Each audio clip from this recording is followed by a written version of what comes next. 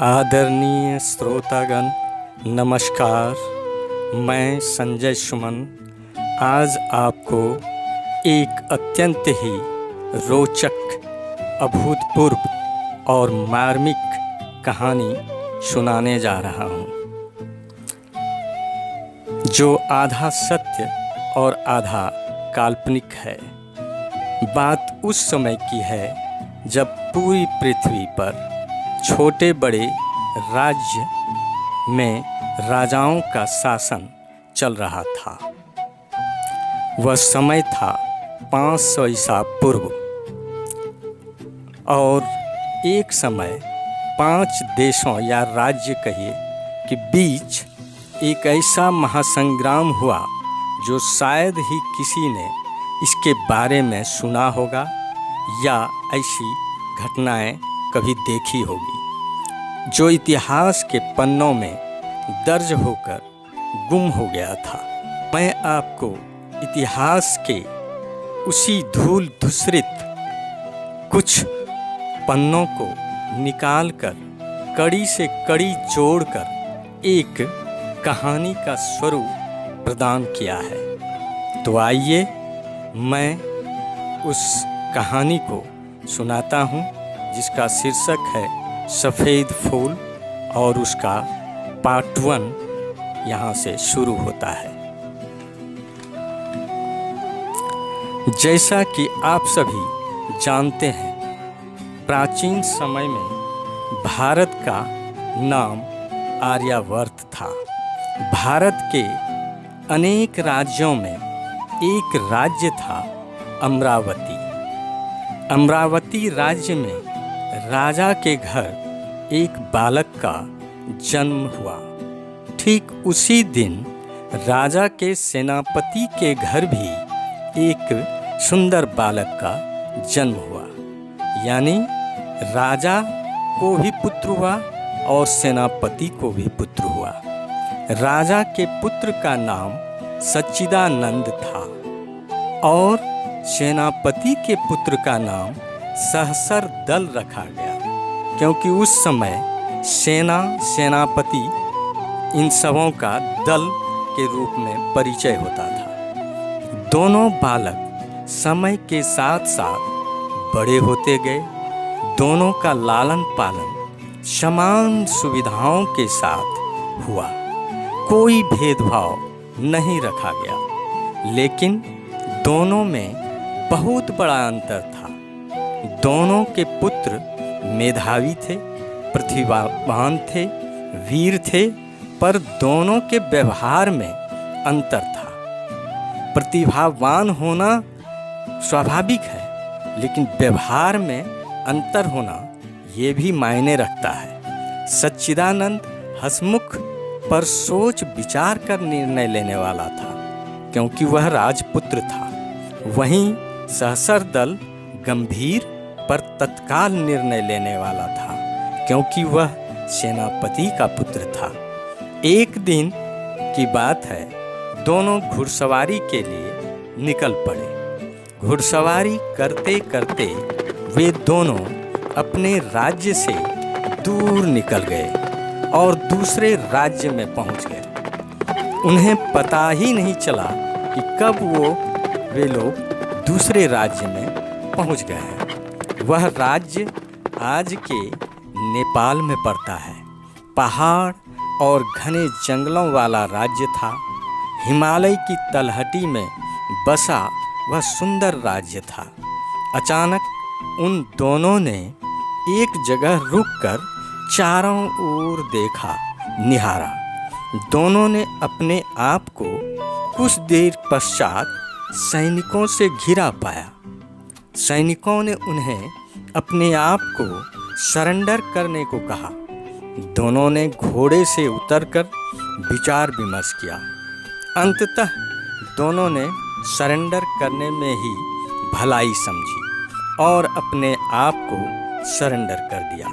सैनिकों ने घोड़े सहित दोनों को राज दरबार में पेश कर दिया। राज दरबार में उन्हें कैदियों के जैसा पेश किया गया।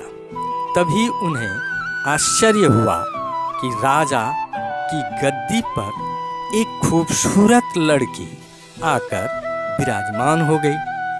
वह दरअसल राजकुमारी चंपा थी। राजकुमारी चंपा के नाम से ही उस राज्य का नाम चंपावती रखा गया था। अब मैं आपको इस घटनाओं के बारे में साक्षात प्रस्तुतिकरण करते हुए बता रहा हूँ। अब राजकुमारी क्या बोल रही है, कैदियों को हमारे समक्ष प्रस्तुत किया जाए। सेनापति ने जवाब दिया, राजकुमारी जी नमस्कार। ये दोनों हमारे राज्य के अंदर प्रवेश कर कुछ अनुचित कार्य करने की सोच रहे थे। तभी एक सैनिक भी बोला, हाँ राजकुमारी जी, शायद ये दोनों जासूस हैं, हमारे राज्य की जासूसी करने आया है। तभी राजकुमारी बोली, ठीक है, हम उन्हीं से जानना चाहते हैं। ये दोनों राजकुमार जैसे लगते हैं, तो बताइए आप दोनों हमारे राज्य में क्या करने आए हैं। तभी सच्चिदानंद राजकुमार जी बोलते हैं, राजकुमारी जी नमस्कार, हम दोनों आपके राज्य की जासूसी करने नहीं आए हैं, बल्कि हम दोनों तो घुड़सवारी करते करते अनजाने में आपके राज्य में प्रवेश कर गए। तभी आपके सैनिकों ने हमें घेर लिया और बंदी बनाकर यहाँ ले आए। राजकुमारी जी, ठीक है, मैं मान भी लेती हूँ कि आपकी बात सत्य है, पर बिना इजाज़त दूसरे राज्य में प्रवेश करना जुर्म है। क्या आप ये नहीं जानते? राजकुमार सच्चिदानंद जी, नहीं, हमें ये मालूम नहीं था, हमसे अनजाने में भूल हो गई। आप जो चाहें हमें सजा दें। राजकुमारी ने कुछ देर सोचा विचार किया, उसके बाद बोली, ठीक है, आपने गलती तो की है, अब आपको सजा तो भोगना ही पड़ेगा। उसके बाद राजकुमारी ने उन दोनों को अपने साथ आने को कहा। दोनों को एक कमरे में ले गईं। उस कमरे में एक पलंग पर एक वृद्ध पड़ा था। राजकुमारी जी बोलती हैं, आप देख रहे हैं, ये मेरे पिता हैं, कई महीनों से बीमार हैं। वैद्य ने कहा है कि इन्हें सिर्फ एक ही औषधि ठीक कर सकती है। उस औषधि का नाम है सफ़ेद फूल, यानी ब्रह्म कमल। यदि आप दोनों वो ब्रह्म कमल फूल ला देंगे तो मैं आप दोनों को सजा मुक्त ही नहीं बल्कि मुँह मांगा इनाम भी दूंगी।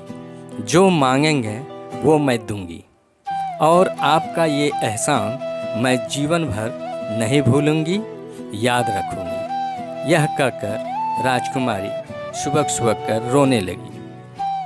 तभी राजकुमार सच्चिदानंद जी, आप रोइए नहीं राजकुमारी जी, मैं ये काम जरूर करूँगा, आप निश्चिंत रहिए। और सहस्रदल भी बोल देते हैं, अरे एक फूल ही तो है, मैं उसे यूं गया और यूं लाकर आपको दे दूंगा। तभी राजकुमारी बोलती है, ये इतना आसान नहीं है राजकुमार, जितना आप समझ रहे हैं, बहुत कठिन है, बल्कि असंभव है। सहस्रदल बोलते हैं, अरे आप बताइए तो, ये फूल मिलेगा कहाँ? हम दोनों जरूर आपको ला कर देंगे, वचन देते हैं। आदरणीय श्रोतागण, यहाँ तक तो आपने देखा कि सहस्रदल और सच्चिदानंद दोनों फूल लाने के लिए, ब्रह्म कमल जैसा फूल लाने के लिए तैयार तो हो गए, लेकिन क्या उन्हें ये फूल मिलेगा या नहीं मिलेगा, इसकी जानकारी के लिए आपको पार्ट 2 देखना पड़ेगा।